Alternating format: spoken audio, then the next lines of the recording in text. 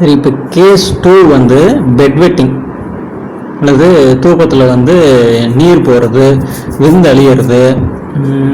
தூக்கத்தில் வந்து குழந்தை வந்து இந்த வாயில் ஜொல்லு ஊற்றும். அவன் சிலர் வளர்ந்தவங்களுக்கே வரும். சிலர் வந்து பருவமாகி பெரிய பிள்ளைகளாக ஆயிருந்தாலும் வந்து இந்த பெட் வெட்டிங் இருக்கும் ரொம்ப நாளாக. பெட் வெட்டிங் அப்படின்னா தூக்கத்தில் யூரின் போயிடுறது. ஏன் தூக்கத்தில் போகுது அப்படின்னா விழிப்பு இருக்கும்போது போக முடியறது இல்லை. அப்போ தூக்கத்தில் போகுது. விழிப்பில் இருக்கும்போது நம்ம உடம்புல வந்து குண்டலினி தன்னாலேயே மூலத்திலிருந்து மேலே ஏறிட்டு இருக்கும். எல்லாருக்கும் நல்ல மூலத்தில் சூடு ஜாஸ்தி இருந்துச்சுன்னா மேல் நோக்கி இயக்கமும் ஜாஸ்தி இருக்கும், கீழ் நோக்கி இயக்கம் குறைஞ்சிரும். மேல் நோக்கி இயக்கம் ஜாஸ்தி இருந்ததுன்னா முன்ன சொன்ன மாதிரி இந்த நீர்ப்பை வந்து சூடாயிடும். அது நீர் இறங்குறது ரொம்ப குறைவாயிடும். சிலருக்கு சொட்டு சொட்டா போகும், சிலருக்கு ரொம்ப குறைஞ்சிரும், எரிவு உண்டாயிடும். சரி, இப்போ தூங்குறாங்கன்னு வச்சுக்குவோம். தூங்கும்போது என்ன ஆகும்? கண்ணை மூடி தூங்குறதுனால நம்ம கண்ணு திறந்தோம்னா மேலே ஏற ஆரம்பிக்கும். கண்ணை மூடி படுத்துக்கிட்டோம்னா உறங்குறதுனால இந்த மூளை வன்னியானது இக வந்து கீழே இருக்கு, மூளை வன்னியா. பறவை வந்து மேலே இருக்கு.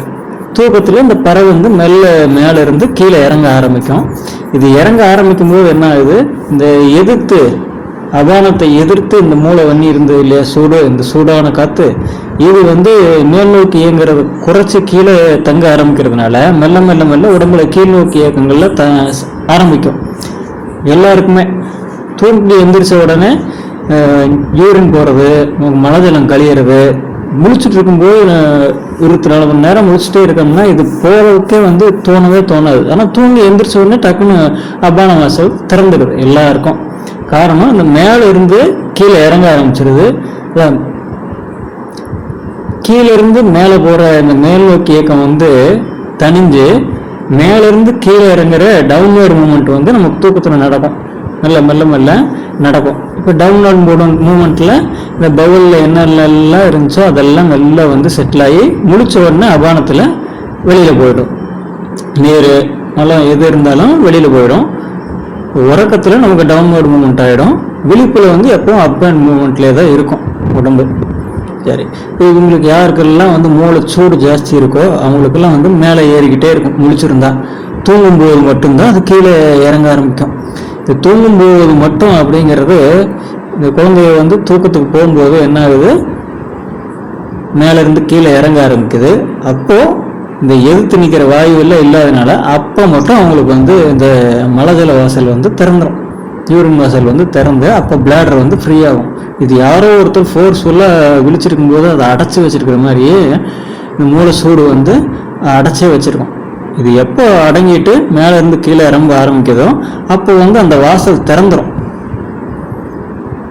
அவங்களா திறக்கிறாங்கன்னு இல்லை, அது மேல இருந்து கீழே இறங்கி வரும்போது இந்த கீழே இருந்து மேலே வர்றது இல்லாதனால இந்த வாசல் வந்து ஈஸியாக திறந்துருது. அப்போ பெட் வெட்டிங் நடக்கும். பெரிய பிள்ளைகளானாலும் இது நடக்கும். இவங்களுக்கு மூளை சூடு ஜாஸ்தி இருக்குன்னு அர்த்தம். மூளை சூடு ஜாஸ்தி இருந்தா கீழே சூடு இருந்தா அது எப்படி மேலே போய் சேரும்? மேலே சூடு வச்சா அது கீழே வந்து சேரும்.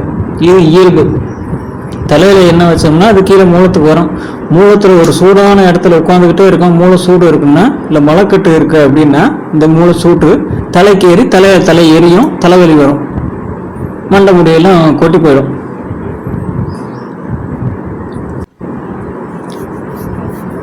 இதே மூளை சூடு வந்து நாவலை உமிழ்நீரே சுரக்க விடாது. உமிழ்நீர் சுரக்கிறதும் கீழ் நோக்கி இயக்கம் தானே. உமிழ்நீர் சுரந்தா தானே அது தொண்டை வழியே நம்ம விழுங்க முடியும். இந்த உள்ள கீழ் நோக்கி இயக்கம் வந்து குறைஞ்சி போயிடும்.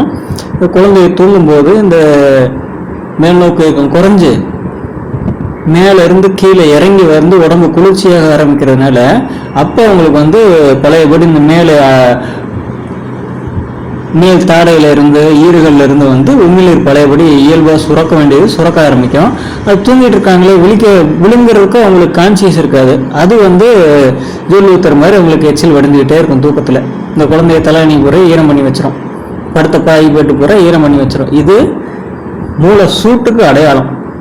மூளை சூடு இருந்தா கபாலமும் சூடாகும். எப்போ வந்து தூங்குறோமோ அப்போ தான் வந்து அது கீழே இறங்கியே வரும். அப்போ தான் உடம்பு குளிர்ச்சியே ஆகும்னு அர்த்தம். மூளை சூடு இருந்தாலும் இல்லாட்டாலும் பெரும்பாலும் இந்த வெயில் காலங்களில் வந்து நமக்கு மேல் நோக்கு இயக்கம் ஜாஸ்தி ஆகிடும். மூளை ஈஸியாக சூடாகிடும், மேல் நோக்கு இயக்கம் ஜாஸ்தி ஆகிடும். அதே மாதிரி கபாலம் வந்து சூடாகிடும். இந்த காலத்திலேயே வந்து இந்த தேற்றானை சாப்பிடும்போது தேற்றானை இப்படி தான் இந்த உஷ்ண வாயுவெல்லாம் உறிஞ்சிக்கிட்டு மேல் நோக்கு இயக்கத்தை குறைச்சிரும். ஹாட் ஏரில் அது உறிஞ்சி வச்சுக்கிறது இல்லையா, நம்ம பருப்புகள் சாப்பிட்ற பருப்புகள் அதே மாதிரி தான் உறிஞ்சி வச்சுக்கிறதுனால இந்த தேற்றான் சாப்பிட்டா இந்த பெட் வெட்டிங் சரியாகும். இதே மேல் நோக்கி இயக்கம் இருந்ததுன்னா, மூளை சூடு இருந்ததுன்னா, அது தூங்கும்போது மட்டும் சகல வாசல்களையும் திறந்து விடும். கீழ் நோக்கி கீழே என்னென்ன வாசல் இருக்கோ அதெல்லாம் தூங்கும்போது மட்டும் திறந்து விடும். ஏன்னா அதெல்லாம் தூங்கும்போது மட்டும்தான் மேலே எழுந்ததுனால வர முடியாது. மேலே உள்ள வாசல்கள் எல்லாம் திறந்து விடாது, கீழே உள்ள வாசல் மட்டும். மேலே உள்ள வாசல்னா கண்ணு, காது, மூக்கு, வாய் இதெல்லாம். கீழே உள்ள வாசல்கள் மட்டும் நல்லா திறந்து விட்டுரும். இதில் வந்து மூளை சூடு இருந்தால் தூக்கத்தில் விந்து அழிஞ்சு போயிடும். அந்த வாசலை அது திறந்து விட்டுரும். இதே மூளை சூடு எதிர்த்து மேலே இருந்தது அப்படின்னா வந்து மென்ஸ்ட்ரல் சைக்கிள்ஸும் சரியாக நடக்காது, அரைகுறையாக போகும். இந்த அரைகுறையாக போகிறது என்னாலுன்னா இந்த மூளை சூட்டுனால தான். இன்னும் எதிர்த்து இந்த வாசலை எதிர்த்து சூடான காற்று மேல் நோக்கி தூண்டிட்டு இருக்கு இல்லையா, இப்போ அவங்களுக்கும் வந்து சரியாக போகாது, உள்ளுக்குள்ளே தங்கிக்கும். நீர் உள்ளுக்குள்ளே தங்குச்சுன்னா நீர் கொதிப்பாகி உள்ளுக்குள்ளே வந்து அல்சர் முதற்கொண்டு இதெல்லாம் ஸ்டார்ட் ஆகிற மாதிரி. இதுக்கான விளக்கம் வந்து ரோமன் லெட்டர் 6:22 அல்சர் எப்படி ஸ்டார்ட் ஆகுதுங்கிறதுல இருக்கும். அதை வந்து விவரமாக கேட்டுக்கணும்.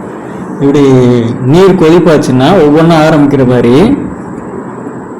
ஏன்னா அதில் போக வேண்டிய வேஸ்ட்டு வெளியில் போகல. அப்போ யூட்ரஸில் வெளியே போக வேண்டிய வேஸ்ட்டு வெளியில் போகல அப்படின்னா அதுவும் வந்து பல தொந்தரவுகளை உண்டு பண்ணும். பின்னாடி யூட்ரஸில் வந்து தேங்கி போக வேண்டியது வெளியில் போக வேண்டியது உள்ளவே தங்கிடுச்சுன்னா கழிவு உள்ளுக்குள்ளே தங்க அது கறி தான். வேஸ்ட்டுங்கிறது கறி மலம் உள்ளே தங்குச்சுன்னா ப்ரெஷர் ஜாஸ்தி ஆகிட்டே இருக்கும். ஒரு இடத்துல ப்ரெஷர் ஜாஸ்தி ஆயிடுச்சுன்னா அங்கே சூடு ஜாஸ்தி ஆகும். சூடு ஜாஸ்தி ஆயிடுச்சுன்னா எல்லாம் அங்கே மேல் நோக்கி இயக்க ஆரம்பிக்கும், தண்ணீர் எல்லாம் உறிஞ்சிக்கும், மெல்ல மெல்ல அந்த இடம் வந்து கட்டி ஆகிடும். இது இந்த ஃப்ளோ சரியாக இல்லை, சைக்கிள்ஸில் வந்து உருப்படியாக போகல, அரைகுறையாக தான் இருக்குது அப்படின்னா மூளை சூடு காரணம். அந்த மூளை சூட்டில் இது சரியாக போகாதனால உள்ளுக்குள்ளேயே வேஸ்ட் தங்கும். இது வேஸ்ட் உள்ளே தங்குச்சுன்னா பின்னாடி வந்து இது கட்டியாக மாறிக்கும், வயிற்று வலியை கொண்டு போகணும், சர்ஜரி கொண்டு போகணும்.